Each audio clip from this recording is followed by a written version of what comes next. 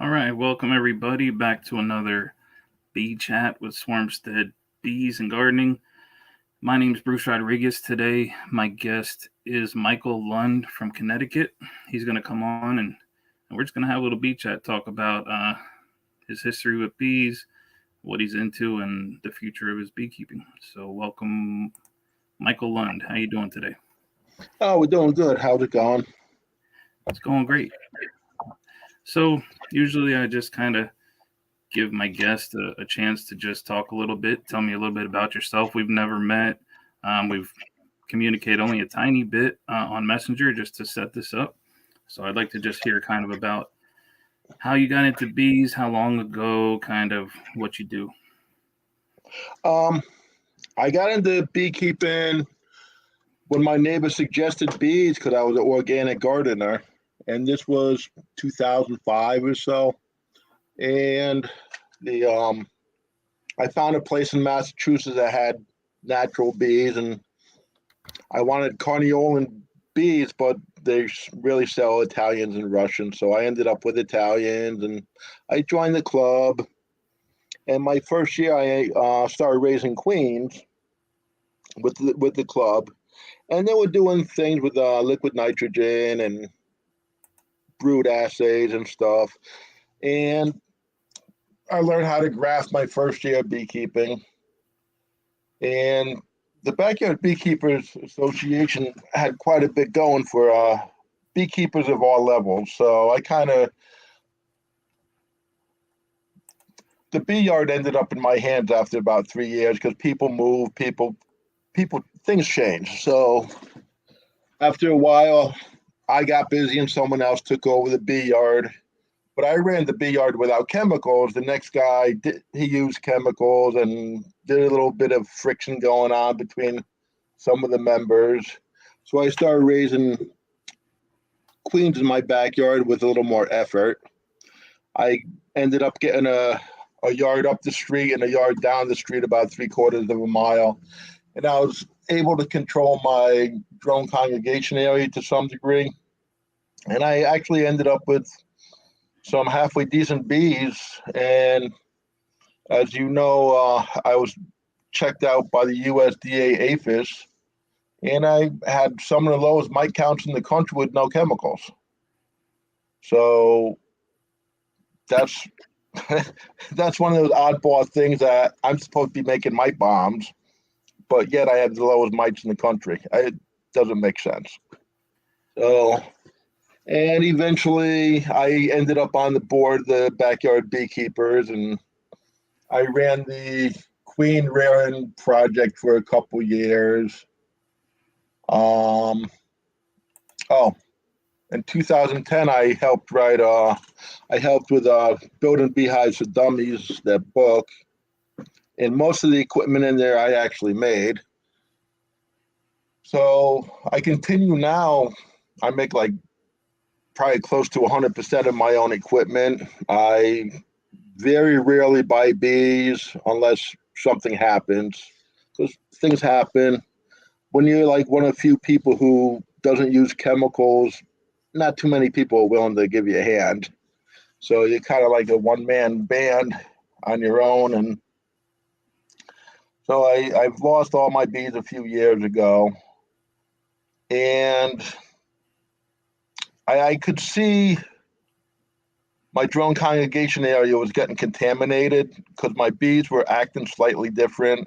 They didn't want to stop raising brood going into winter. So I had these colonies because I used to have bees. If they died, they would die like in February and March. And then all of a sudden, my bees were dying. Almost all my bees were dying by the end of December.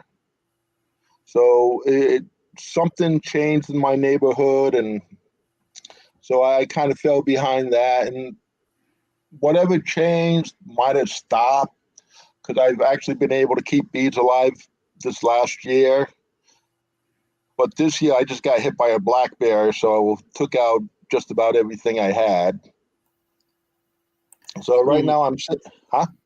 well, when you said you started in 2005, did you start? Um, have you always been without treatments, or did you start doing things conventionally at first with treatments? Well, I started off with 10 frame equipment, deeps, and I wasn't going to use chemicals, but I tried powdered sugar shake or whatever it's called, and I just thought it damaged the brood and was making a break in the brood cycle. So I stopped. I think I did it twice. I thought it was stupid, so I stopped. And because I raise queens, I do a lot of splitting, which helps with varroa mites. But last couple of years, I haven't been raising too many queens, and I haven't been splitting like as dramatically as I used to. So when you talk about you lost all your bees, how many colonies are we talking about? Do you keep a ton of bees or a couple? I usually go into winter with probably about 30, but a lot of them are actually mating nukes that I didn't sell the queen because I had this great idea. If I don't sell a queen, I'll leave the queen in the mating nuke to protect the comb from wax moth. And I just assumed all my mating nukes would die, but I found out that some of them will live with like 10 pounds of sugar or 10 pounds of food to get through winter. I was absolutely amazed. So that's what I kind of aimed for. And I won't go. If my bees have 20, 25 pounds of food to get into winter, that's a lot. If I need to feed, Were your mating nukes on like 4-way 10 frame deeps or something like to keep each other warm? Is that what? No, like my second year of beekeeping, our club had some stuff given to us by Kirk Webster, the 4-ways that he makes. Yeah. And at the time, I had a 6-frame nuke because I figured the standard was 5 frames and a frame feeder, so I made it 6 frames. I didn't realize I could make my own top feeder. And I figured if I sold it, I could pull the feeder out and put an extra frame in and I lose a frame, no big deal. And when we were cleaning up the bee yard, I took the movable frame feeder that Kirk Webster makes. I happened to put it on top of my hive and it fell in and it fit perfect. So I went home, I took a route and I put a rabbit on the long sides of the nuke also, so the half frames would fit. So I have a 6-frame nuke with the top routed all the way around, so it can be 6 full-length frames or 13 half-length frames.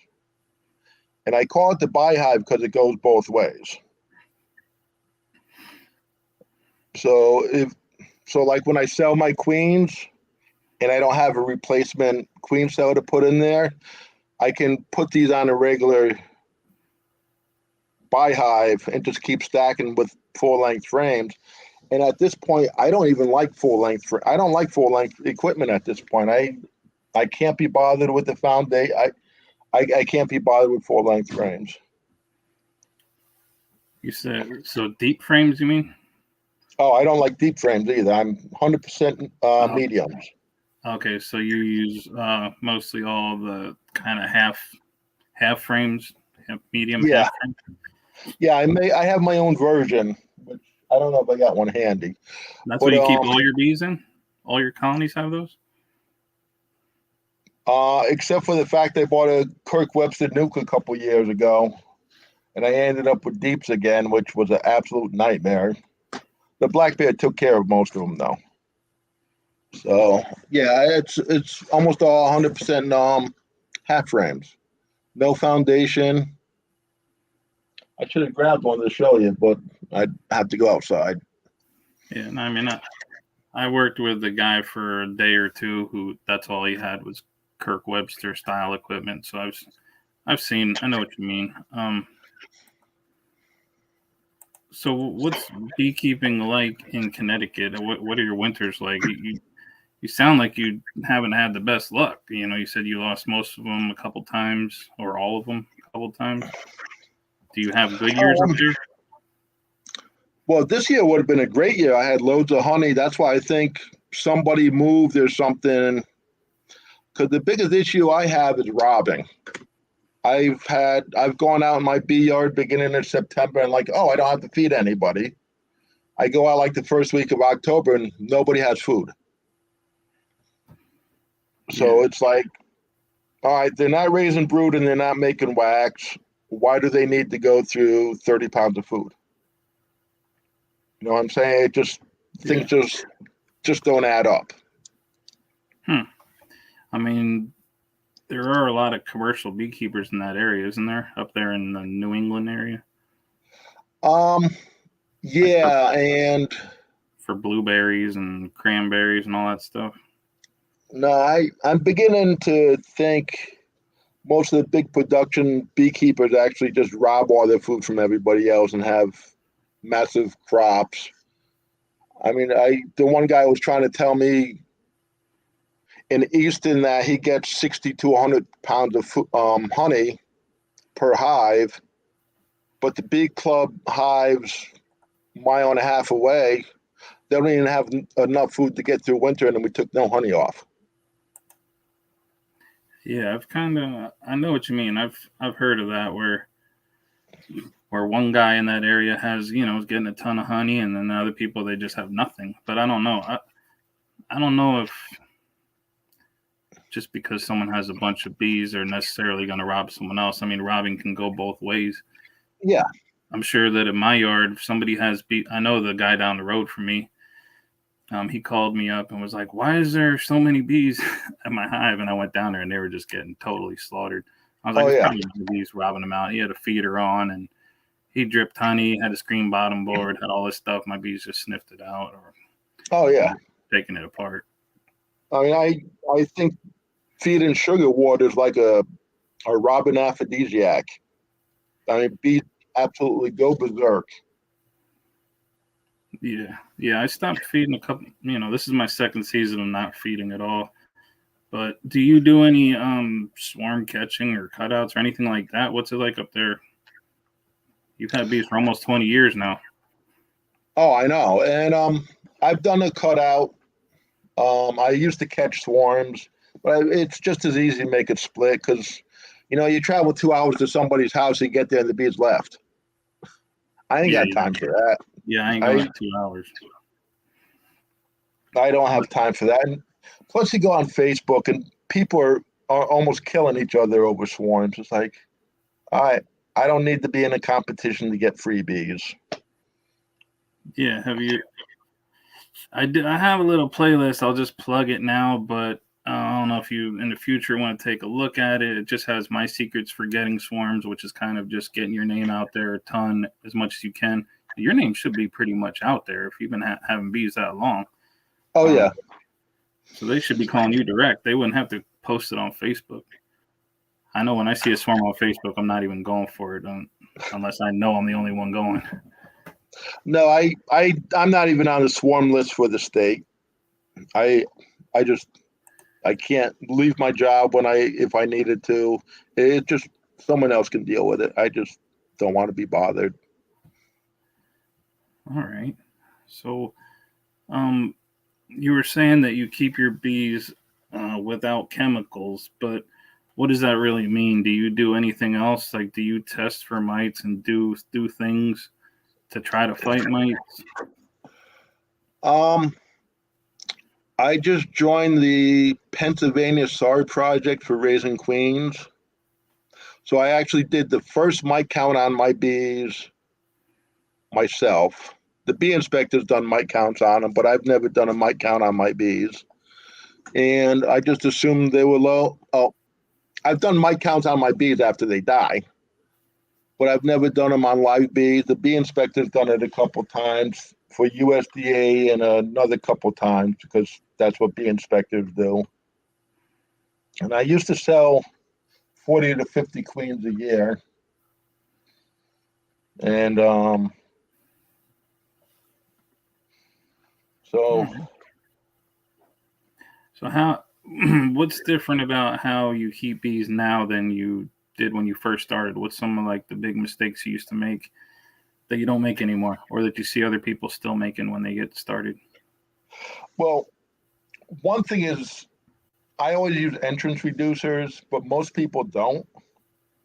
And like I said, somebody has to feed the bees during June, which is a major honey flow. They're feeding 2 gallons a week, and the bees aren't raising brood, they're not mixing wax, and they're not storing stuff. Where does 2 gallons of food go to? And the reply I got when I asked the question was, they need it. Somebody needs it, not that colony, because they don't have it. Hmm. Yeah, I don't know. I feel like ever since I stopped feeding, I have more honey than ever, than any season that I did feed, and that was with putting thousands of pounds of syrup out each season. You know, if you added it all up, Oh yeah, you know, it's 50 pounds a week or more, 100 pounds for a long period of time. Let me see what some of these comments are here. Rodney Middleton gets contacted by people usually after lazy beekeepers won't get them. Then I can name my price for removals. Yeah, so Rodney does some cutouts, some swarm removals.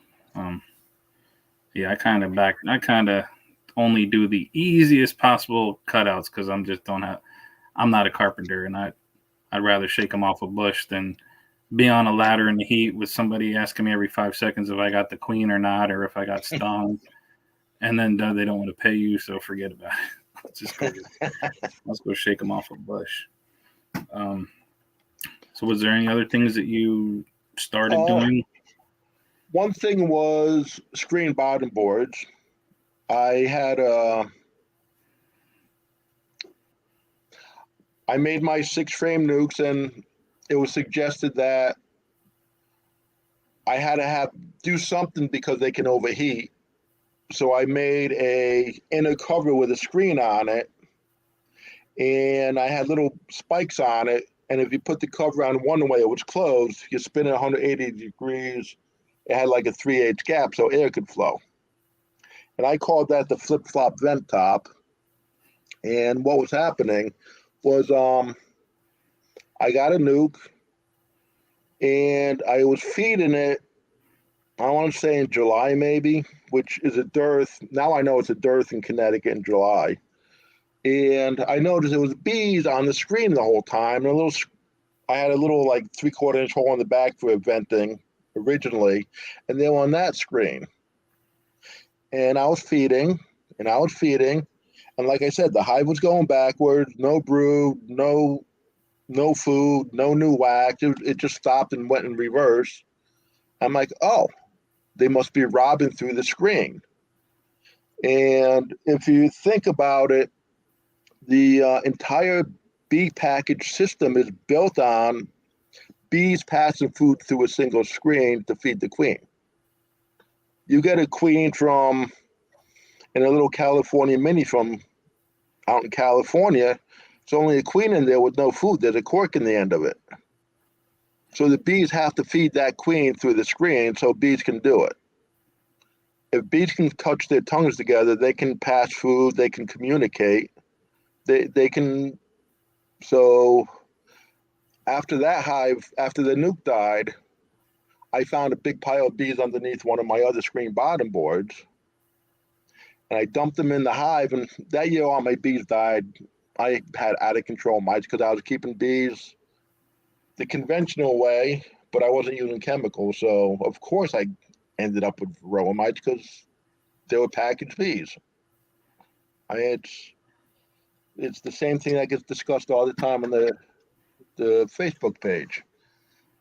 And years later, I'm like, why were bees underneath that screen bottom board? So I started making a double screen inner cover. So this way, because my whole idea was to sell nukes. But if I had a double screen inner cover, I could actually take the cover right off, and it would be 100. Well, it would be vented very good, and the bees couldn't communicate. And I actually went from 3/4 inch to a little thicker in between screens because I was concerned that the tongues could still get together with like the little bit of the face would get through. So I was a little concerned. So now I'm making it a little thicker between screens. So you're worried about overheating up there in Connecticut, that far north? That happen? How hot does it Well, get up there? when you got a 95-degree day, you throw you a nuke in the back of your pickup truck and you drive 3 hours in the sunshine. Yeah, I'm Oh concerned yeah, about it. yeah, in a car, yeah, but I mean not on the in the yard, right? Not on the block, not on your where they're sitting at, right? Well, when we get close to 100-degree days, I'll pop the tops on them. I'll just cock them a little bit so they can breathe a little bit. And that big bearding on the front of the hive, most of that goes inside. So I Hmm, don't know if they're just redirecting or if they're actually getting something done. yeah, okay. Let me see. Yeah, I mean, what I hear from a lot of people, especially on Facebook, up in that area, all those states up there, they just have a hard time keeping bees. Period. They don't. There's just not as many feral bees. Supposedly, that's what they say. I don't know. I think I could go up there and catch 100 just like I can down here, but I don't know. I've never been there. But they have a hard time just with keeping bees. I think there's just so many packages go up there. So many people, that's all they're using. So even if there is a feral population, it's probably totally messed up from all the Yep. package drones up there. I don't know. It just seems like it's a kind of a crappy place to keep bees. I mean, I wouldn't want to live there if they would die constantly, but that's just my opinion. Well, Do you, just the people I know who bring in packages, I estimate about 8 to 10,000 packages come in a year. And one year, a couple people made a couple extra trips for 800 extra packages each. So one year, I think we were close to 12,000 packages came into Connecticut. So wow. somebody's buying them. I I don't think we have half as many people keeping bees in the state. So everybody buys 2 packages of bees every year. I something just doesn't make sense. And that's not counting nukes and how many people actually go like to Massachusetts or New York to pick up their bees. Yeah. I wonder if I, well, I know that if I lived in a place like that, I think I would just catch swarms. I would just enjoy keeping the bees while I could, and I probably wouldn't put too much effort in. I mean, I would just let them build up if they can. And from what it sounds like, a lot of them just don't, and just see what happens. I don't know. That's just me. I wouldn't. I definitely wouldn't get back into feeding again. But yeah, the same thing happens here. They tell everybody make sure you order your packages. You get better order them before they run out. These people never run out. I don't know what they're talking about. They order them early. They order them in November, October, November, December, and they're buying them like they're gonna run out some point. And then in March, April, May, these people still have packages. They're just trying to dump them for $100 or something. This idea that you have to order your bees so early or you're not going to get them is just, it's like a scam in my opinion. um, so you've been in the treatment free beekeeping Facebook group, you said, for 2 years. Yeah, I joined during COVID. Cool. How do you like I that? You learn anything in there, or I don't see you too much commenting too much. I don't remember too many comments. No, but I'm usually the last comment on most things I do comment on. The last comment. The I when Facebook started, I kind of looked into it, and it was 100% no feeding, so I never really joined. I'm like, I got enough rules in my life. I don't need to belong to a club with that many rules. But let me tell you, I just got tired of the regular Facebook pages. I If you mention your bees die, it's because of varroa mites. And then like people will show a picture, a branch fell and knocked their hive over. I mean, everything is varroa mites. It's just stupidity at this point. Yeah, I mean, I wouldn't say that they're really wrong for assuming that. I think that what kills most bees, probably in order, is going to be people that are new and just had no clue what they're doing and would have killed them whether they treated or not. Um, then for people who kind of have a few years and know what they're doing, mites probably killed your bees. I know when my bees die, it's going to be, most of the time it's going to be mites. So I'm not. I wouldn't fault them for saying that, but they do make it sound like that's the only possible thing that can kill your bees. A lot, and what cracks me up is when someone says, my bees died. I'm not sure what happened, and of course the first jack off would be like, what was your mite counts and when was the last time you treated? And they have a full list of when they treated every time and they still Yep. died in. And then all of a sudden it's silence. But yeah, it's definitely not the only thing that can kill your bees. Queens fail. Just robbing happens. Slime outs happen. Bees get into stuff they shouldn't get into. There's a million other reasons bees can die.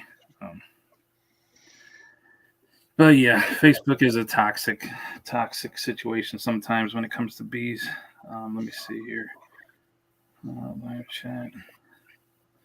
Cool. So yeah, I don't know. I don't really have a bunch of questions. What other things do you do with bees? Like, what are your other interests? What are you a part of, group wise, or maybe committee wise? I don't know. What do you do out there? I belong to Backyard Beekeepers Association. I run the bee yard. I on programming committee, Wannabes, which is the kids group, education committee, a couple other committees. I think I got tossed in a couple along the way, and I we have a newbies and special topics, which is kind of similar to what you saw at Connecticut Beekeepers a couple weeks ago, where you get to ask questions, but that's kind of beginning to turn into a mite only conversation. Yeah, that did get boring kind of fast. It's just mites only. Yeah. All right. Yeah, and yeah, and the last meeting, 2 meetings ago, we had like a great meeting. Last meeting, some subjects came up that I ended up leaving early. I just a little, and I'm one of the teachers, and I left, so that's not a good sign. Yeah. Right. Cool. Let me see what else is there. If there's anybody in the chat have any questions or want to join and ask any questions to Michael, I will drop the link into the here into the chat area. Let me see. Where do I? Oh, paste. Okay, Noah Writing. Noah Writing has some questions. If I remember correctly, Noah had some good questions last time. If somebody wants to come on, just come on in here. I'll leave it open for a little bit. Otherwise, I don't have too much more to talk about. I got a bunch of frames to scrape and boxes to scrape. A couple dead outs I want to just get ready, put them away, get them out of the snow and rain. Let's see, what's Noah Writing's question? All right, let's see what Noah says. I wanted to ask you if you think overwinter survival rates are naturally lower in bees kept near urban areas. This is a concern that I have. I think survival always depends on so many things, in my opinion. Just as Michael was talking about, if you're talking about package bees, just human dependent bees, and you're talking about treatment-free beekeeping, some of them just aren't ready for it. Doesn't mean they're all going to die. But I've kept bees definitely in urban area, in the city, the closest city to here, and they did great. I mean, I had a good solid 75% survival rate, just solid. I mean, I only kept not too many colonies. You're talking about 8 to 10 at that time, but they did really well. There was tons of nectar in the cities, on the railroad tracks, abandoned buildings, abandoned homes, just the parks, cemeteries. There was just so much. So I wish I could keep bees in the city. I'm just too far away from the city now. What's your experience with that, Michael? Did you keep any bees in kind of a city area? No, I try to avoid bigger cities, but it depends. There's usually almost always forage. If you got big honey producing colonies close by, they get fed early. They're pushing 60,000 bees. During the dearth, they get fed, so they maintain a monster size. While your bees, if you don't feed, they usually shrivel down for the dearth, and then they get whacked by the big 60,000 beehive. And it's just we have videos of Robert bees leaving a hive, so it's just amazing. And they went straight in the direction of the big beekeeper, so it we basically caught him red-handed. So it's I think it depends more on how many neighboring beekeepers you have more than anything else at this point. Yeah, I mean, I guess it's a challenge to have to be around so many big giant operations. I think I would just try to catch all their swarms and just kind of see if I could. I mean, I would have to change the way I do things. I couldn't keep smaller colonies there. I'd probably try to make them big too, so they can rob them back. I've And been then thinking about that, but then you're creating a perfect hive to raise varroa mites in. yeah, So, cool me. so I mean, I raised queens a couple years ago. All my bees died, and somebody had my genetics, so they gave me a bunch of queens back. And I had 100% failure trying to make those queens, and I know of at least 4 beekeepers within about a mile and a quarter of me. And I could not get a queen mated even near properly until I had some of my own drones for her to mate with. So I don't know if the neighbors pull all their drone comb. I don't know if they just have so many chemicals in the hives that the drones are useless. There's just it just doesn't make sense to me. Maybe drones do mate in their own local vicinity, like some people claim. I don't know, but I had 100% failure until I had my own drones. Another thing that I thought of about keeping bees in a city is when I had bees in Reading, there was pretty much all summer there was some type of carnival or festival going on. So there was all these trash cans with just beer cans and soda and friggin' ice cream and cotton candy everywhere. And there was bees all over all that stuff. So I wonder if my honey then could have had a bunch of cotton candy in it. I mean, I didn't notice it was bad. I thought it was good, but probably had some beer in there, a little bit of milkshake, all kinds of stuff. Rodney's asking, specific to your area, how short is the season there? Like, when is your swarm season, and when are your bees shut down for the winter time? Swarm season, I think of tax day, April 15th to the end of June. Then we have like a dearth for 2, 3 weeks, maybe 4 weeks. And then we have another swarm season when the knotweed and goldenrod bloom in mid-August to maybe mid-September. We have another swarm season. Yeah, that's almost exactly like here. I mean, I wouldn't say I've not caught too many swarms by the time goldenrod happened, but there's definitely the absolute explosion from late April till mid July, and then it stops for a while, and then yeah, end of July, early August, there's kind of another little explosion, Yep.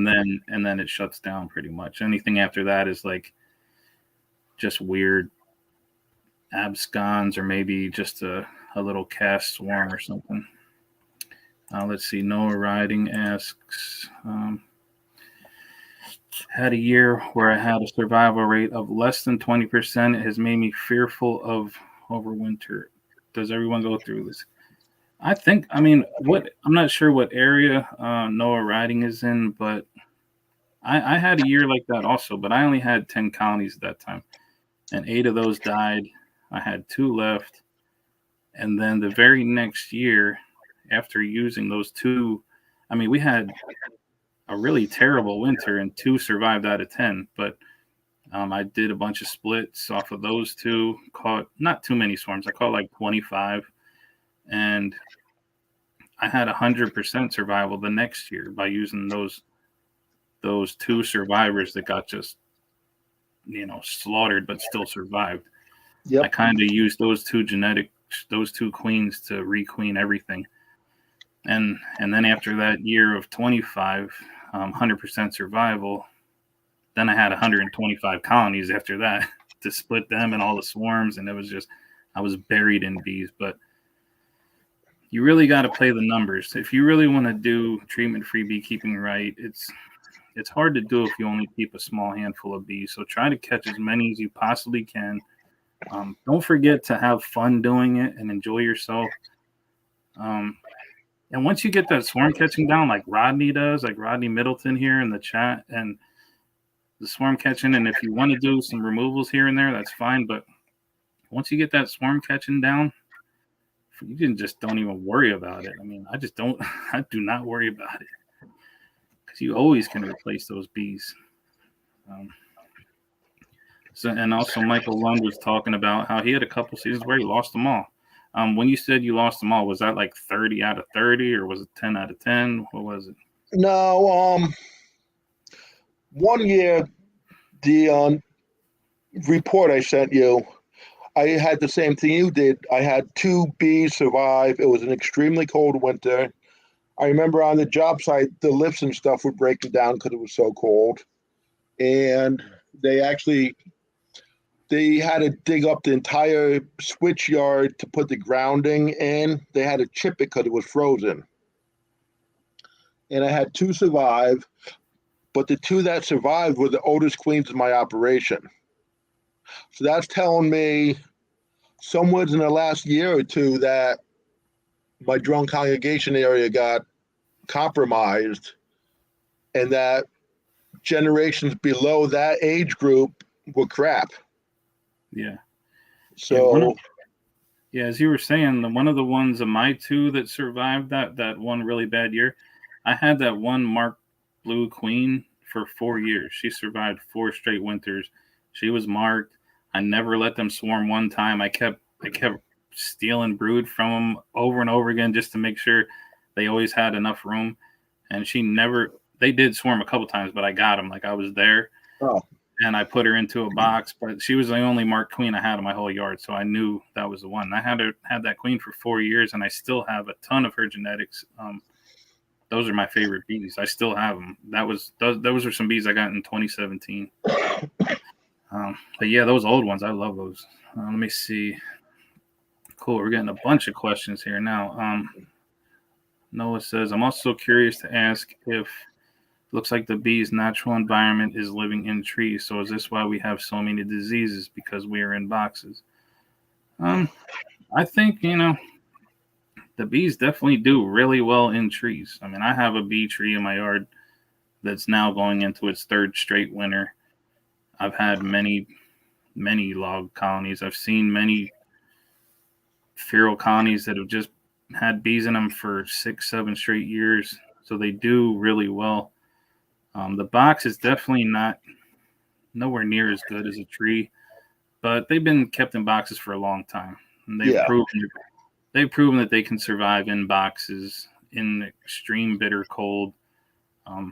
There's improvements that can be made on boxes. You can make them thicker. You can try different styles. There's a bunch of different things, but even the worst possible box, like if you just take a regular old Langstroth box and use the regular stuff everybody uses, they still can do fine in there.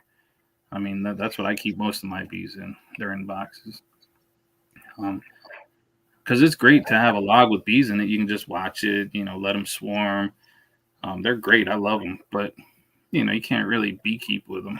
You can just, they're in there. You can't really mess with them unless you put frames in. Now you're just talking about a hive. So it's not the same.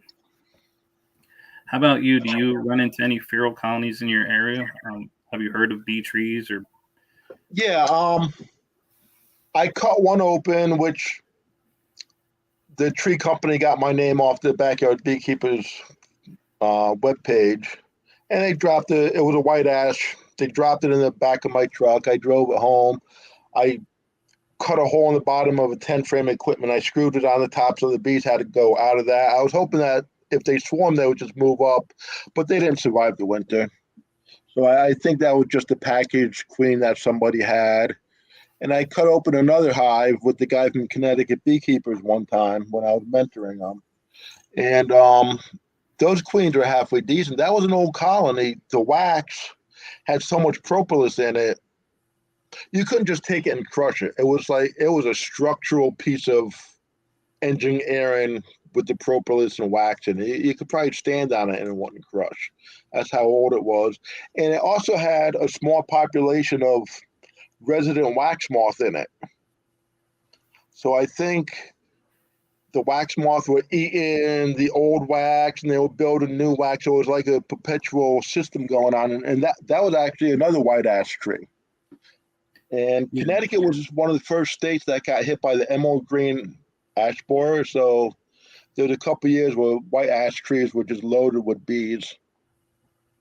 Yeah, the thing about tree colonies, especially trying to move them, is I have experience with dozens and dozens of tree colonies. So when they get brought down, if they're not brought down very carefully, like lowered down, like putting a baby in a crib, when you drop them on their side, you're killing them bees. I've never seen a tree get dropped and then the bees survive. I've had many of those. The combs just smack together. It crushes a ton of them. Next thing you know, they're loaded with beetles, or they get robbed because the honey leaks everywhere. So those are, if a tree gets dropped and it smacks the ground, I'm pretty much betting that they're not going to survive. But I will still take the tree because I can stand it up and see if bees move into it. But yeah, that's kind of the tree I had. The guy actually lowered it in my truck with a crane, and when it died, I actually cut the back. I screwed a couple hinges on it, and I cut the front open, and I showed it to the kids group in the club. So they got to open it up and see the actual comb inside.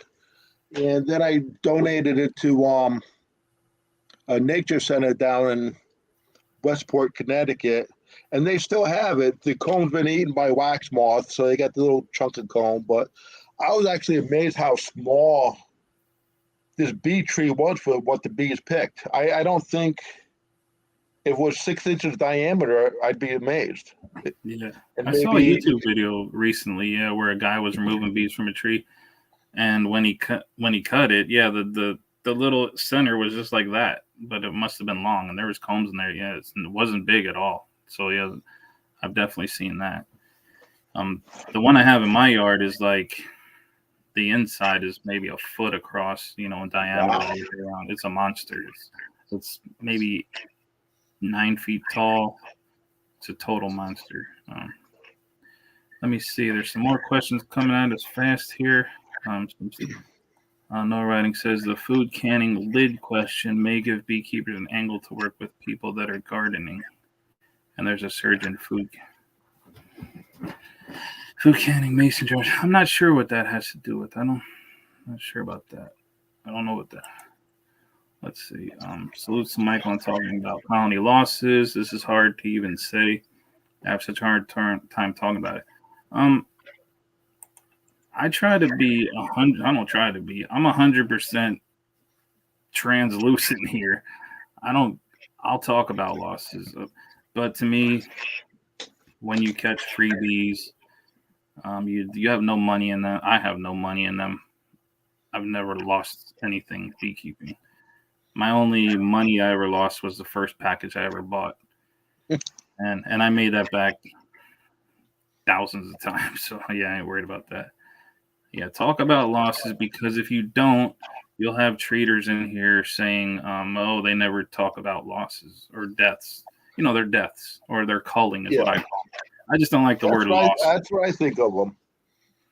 I mean, 1 out of 6 hives swarms make it through winter. So if I have better than 20% survival rate, I did pretty good. And plus, I'm only giving them 20 pounds of food. Yeah. And if they need more than that, I don't I don't want to waste my time going out to the bee yard feeding every week during winter. I got firewood and garlic to plant. I have other things going on in the fall. Yeah, that's one way to look at it. If you look at how bees survive in nature, according to, say, Tom Seeley, who says 1 out of 6, I've heard all kinds. I've heard numbers everywhere: 20%, 10%, 5%. I routinely now hit about 75% survival. And if I lost 80%, I wouldn't even care because I would definitely bounce back. But the thing people will say is commercial beekeepers can't deal with that. But keep in mind, I don't give a shit about commercial beekeepers. I don't care what they have going on. They can go do their thing. Let's see. Rodney Middleton has an empty hollow log in the apiary to catch a swarm in it next spring. There you go. Go for it. They're just so cool to watch, man. And then they swarm. Like, you're just getting free bees. As long as you have something nearby for them to land on, maybe just a big potted plant, or maybe in Rodney's area, he could have like a potted orange tree or something, just maybe 15 feet away. They're going to land on it. The first thing they see, they're pretty much going to land on it. Okay, researcher amateur says, I don't get it. In South Europe, we have way too many hives. Dirt is almost all summer long. Wild bees non-existent. Our losses are under 10%. Why are you having that many losses? I don't know. I think I heard somebody. This question sounds really familiar to a post that I declined on the Facebook group. Maybe the commenter can clarify. They said that we're losing all these bees and they lose 10%. Here's what I would say. First of all, I'd have to see some type of like, where's that coming from? Anybody can say under 10% is insanity. Even for treaters that I know. So it's kind of hard to say the whole south of Europe has less than 10%. I would have to see some type of documentation. And then to have a lot of losses here, that's kind of how it seems like it's been for a long time. I think some states are well into 50, 60% of their bees die, and they're not even talking about treatment-free beekeepers. They're talking about treating bees. Yeah. So and for one me, thing, one thing I noticed, I got a big load of magazines from the 80s. There was actually more advertising for bees and packages and queens in the old magazines from the 80s than there are now. So somebody was losing bees. So beekeeping was easy before varroa mites. Somebody's lying like nobody's business. Yeah, no, anybody you talk to has had bees, back in the 60s, 70s. Unless they're just flat out lying to you, they'll tell you that they still lost bees then. It wasn't like every year they just kept all their bees. Plus, I can tell you, I don't ever want to be in a situation where only 10% of my colonies are dying, because I would be absolutely buried in bees. Plus, who would even buy bees? No one would buy bees if they had 90% survival year after year. I would be immediately buried. So we kind of need some bees to die. There's nothing sad about it. Selection never stops. Plus, the other thing, which I just slipped my mind, is honeybees are native to Europe. So that's kind of their stomping grounds. They're going to probably do better over there. I don't know. That's just my idea. I don't know 100% why. I don't know if those numbers are correct. I'm not saying they're not. I just would like to see something to back it up. Let me see. South Europe has a very mild climate. Much of North America experiences vast weather swings, harsh winter. I would also think the U.S. has a lot of. Oh yeah, I mean, there's definitely good points there. See, Yep. See what I mean? I totally have no idea what Southern Europe is like as far as climate, but now that you say that, it's probably like Southern United States, very mild climate, and we use a ton more chemicals, pesticides, herbicides, all that stuff, way more than the countries who, like Europe, who do it do it right. It sounds like Sam Comfort, very successful. He's a queen rearer. I like Sam. He actually just spoke out at a club last month. Yeah, he's a cool dude. Did he tell a story about, I don't know, winning bees in a card game or something like that? We got a rock opera or a bee opera. He played piano and sang songs and ukulele, guitar, harmonica. Yeah, I mean, he's a cool dude. My issue with Sam Comfort was his something about being treatment free but not stupid. So I'm like, what does that even mean? It's dumb. Like, at what point? Basically calling me stupid. So I'm not going to take it. I'm not going to take it nice. I'm militantly treatment free. So at some point, I'd like to know where I become stupid, and then we can have a conversation about that. So Rodney Middleton has minimal losses, but nothing to worry about. So research round, we keep them for honey. Nobody here is treatment free, but if you're saying that treated bees are dying, but if you're saying that treated bees definitely die too. They definitely die regularly. I don't know if I would say nobody is treatment free. Again, that's an absolute statement. All it would take was one person from Southern Europe somewhere to say, no, in fact, I am a treatment-free beekeeper, and that statement becomes false. So I do know plenty of European beekeepers. I'm not sure what part of Europe they're in, but they don't treat their bees. They do just fine. Harsh winters are good. Yeah, I like harsh winters. The colder, the better for me. The year that we had the coldest winter ever in the past since my life that I know of is when I had 100% survival rate. Let's see. I'm curious if there's a way you can use how often you see yellow jackets around the colonies to tell a presence of disease or colony failure identification. That's a good question. What do you think about that? What do you think when you see a colony that has a ton of yellow jackets just slipping right into it with no defense? Usually they end up dying. So the New Hampshire survey, they asked the participants what issues they've seen, and a lot of them said yellow jackets, wasps, and hornets. So they put that on the questionnaire, and a lot of people actually are affected by yellow jackets and stuff because they fly at a lower temperature than honeybees. Yep. So while your honeybee's in a cluster, yellow jackets can sneak in and go around the edge of the hive and suck up all the nectar and stuff in the hive. So they definitely got an advantage. So that could just be the tip of the iceberg. And do the yellow jackets take it over, or do they cause trouble and the neighboring honeybees take over and just continue to wipe out this one hive? I'm not sure, but for me, I see a lot of robbing going on. Yeah, I agree with what you're saying. I mostly had that problem when I was open feeding thousands of pounds of syrup. The yellow jackets would go in early in the morning, like very early. It was still chilly. They were in there cutting comb open, probably dripping it, making a mess.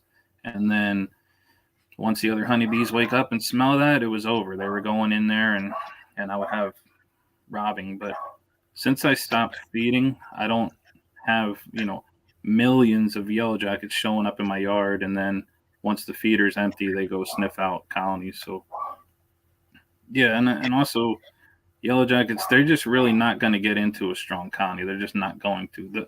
If I see them compromising a colony, it's pretty much going to be dead. They're going to die. So yeah, I would take a bunch of yellow jackets slipping right into a hive as an indicator they're done.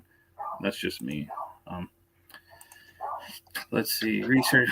All I see on YouTube over there is people treating bees like chickens. Find me one treatment for beekeeper. Yeah, they do. Yeah, that's all you see on YouTube. This is one of the very few channels you'll see that is blatantly, unapologetically treatment free. My dog's barking their damn little head off. I don't know if you can hear it. And I do have a couple people from Europe, at least one scheduled to come on and talk to me. We just got to set it up. He's definitely a treatment free beekeeper, but I'm not sure what part of Europe he's in. I'm like geographically totally illiterate. So wherever the UK is, there's a ton of treatment free beekeepers there. I'm trying to think of the website, what it's called. Just Google treatment free beekeeping in whatever country or city you want to and see what comes up.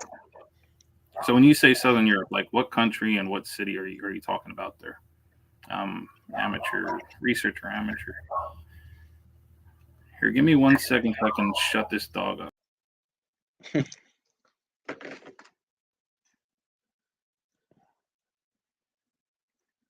You got a country for us, amateur researcher?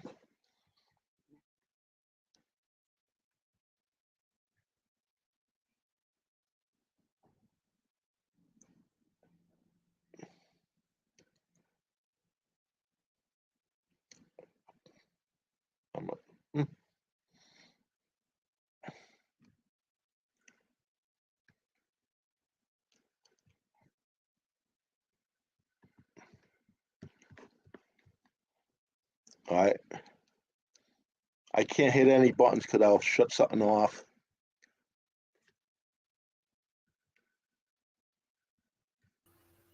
All right, sorry about that, damn dog.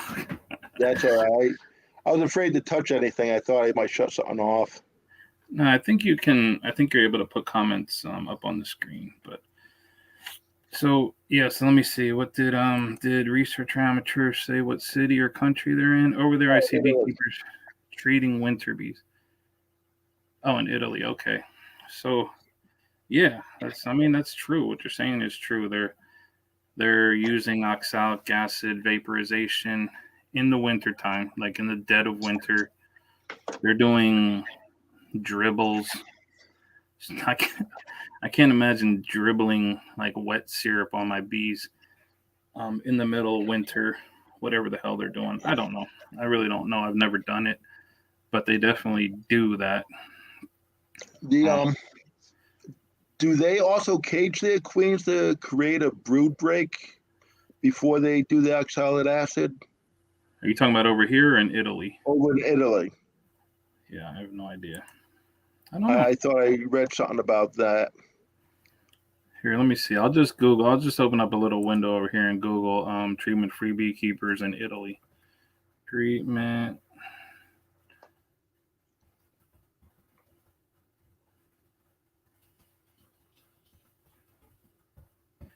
Let's just see what comes up. I don't know. I'm over here looking at it right now. High standard. They call it organic over there. Total brood. They do all kind. Looks like they're doing total brood removal. What the hell? Varroa treatments in Italy. I'll have to look it up. There's probably a treatment-free Facebook group at some point in Italy. I don't know. There has to be somebody. I mean, I'm sure it's true that most beekeepers treat, maybe 99%, but there'll be somebody. Somebody will be over there not treating their bees. So in the USA, Italy is like Southern California. Okay. Yep. Climate-wise. So yeah, there's definitely treatment-free beekeepers in Southern California, but they also have a lot of Africanized type genetics there too. It's cool. So definitely some good questions. I'll have to look up. I would, if this person, researcher amateur, if you're not on Facebook, I mean, give it a shot. Just make a little account and check out the treatment-free beekeeping group. You can just go in there and ask, does anybody keep bees without treatments in Italy? And there's almost 60,000 people in that group, so I'm pretty sure somebody will say something. Or I'll just look for it for the next for the next live stream, if you're in here, I can just kind of look at it. So the research amateur, we caged them in June. Yeah, I mean, I don't know. I would never do it. Just becomes a tedious kind of mess of just why. I mean, I don't know. For me, I have no shade for somebody who does it. It's just something I could never do. But cool, we're right at the hour. If anyone else has any last minute questions, go ahead and pop them in, or you can join in. The link is up a little bit. Otherwise, we'll call it a night. Let's see. Okay, cool. I love questions, even though I probably can't answer them all. Let me see. Do you cluster boxes for overwintering? Survival, like side to side, wood touching wood, or stacking them all together? I don't do that at all. All my colonies are pretty far apart. Maybe on the pallets, there might be a few that are like 8 or 10 inches apart. That's about as close as they get. Everybody else is just slung all over the place. I have some in the barn, some in my woods, my little wooded area, some just out in a row with 20 feet in between them, and then I have a few that are just on pallets, so they're close. But I definitely a foot apart. Yeah, I keep my bees apart also, but Connecticut has a major black bear problem now, so electric fences, things are getting more confined than I would like to have, but it is what it is. We Well, I have seen. Probably got more black bear in our neighborhood than your neighborhood, Bruce. No, I don't have any in my neighborhood, thank goodness. But not too far from here, people do bear hunting, so it's not far. But I haven't had any in this area. I think the people around here said they haven't seen one in maybe 20 years or so. That doesn't mean they're not here. There's probably one or two sneaking around somewhere because we have them in the city too. I mean, they've been in the city and right in the suburbs and all in the woods. But I'm just a little bit further out there. It's all farmland, so if there was a big bear just running across the farmland, I think somebody would probably do something about it because there's too many people with chickens and cows, and they just ain't gonna have a bear running around out here. But what I have seen with people who put their boxes together, they'll touch them right up against each other. You know, they'll put them together. They might wrap them, but then when you look at the thermal imaging, it's like the bees are clustering at the wall with each other from two separate hives. So they end up kind of slipping up the side of their hive equipment. So they're not really moving up the middle of their own hive. To me, that would seem like a problem because there's a whole other side of the hive that they're not getting into. So that probably works good with nukes because they're more narrow. But I don't know if that's a good idea with 10 frame boxes, but I don't know about that. So Tom Lindemann had a bear there last week, and he's not far from me. He's like an hour away. Let's see. And researcher amateur, I didn't mean to see. Yeah. I mean, I totally agree. The beekeepers right now that I see a lot of on YouTube, you know, there's not a lot of good ones, but there are a few good ones. But as this person's saying, they have like liquid feeders on, they have fondant on, they have sugar bricks, they have put all kinds of shit in their hive. It's just like a whole grocery store in the hive already. So yeah, it is funny. They got just mountain camp feeding pounds of sugar. They're doing it already. And I don't know. I've never done any of those this late. And I think that's a good point. Making them try to process food all winter, it's probably not good. It just draws them up to the top of the hive. And then what? They just stay up there. They're not going to go back down. I saw one guy on Facebook. He bought 90 pounds of sugar per hive. He usually uses 100 pounds for winter. Really? Yeah, 100. Yeah, that sounds like a lot of extra effort I don't need to do.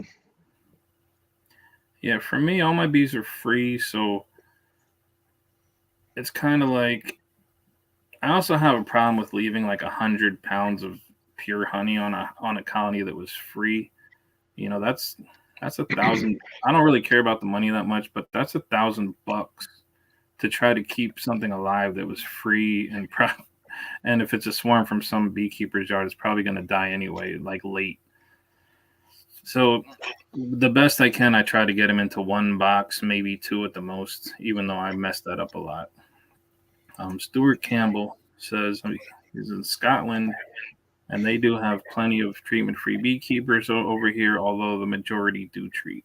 So, yeah, it's believable. Yeah, majority treats, but there's still some treatment-free beekeepers. So yeah, I think they're kind of everywhere. It would be hard to say that there's none.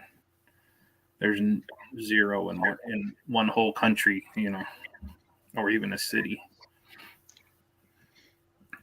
Okay, cool. Well, thanks everybody for coming and hanging out. I got a packed house here. Thank you, Michael, for joining me, and that'll be it for tonight. Everybody have a good night, and Good night, folks. see you on the next one. Take care.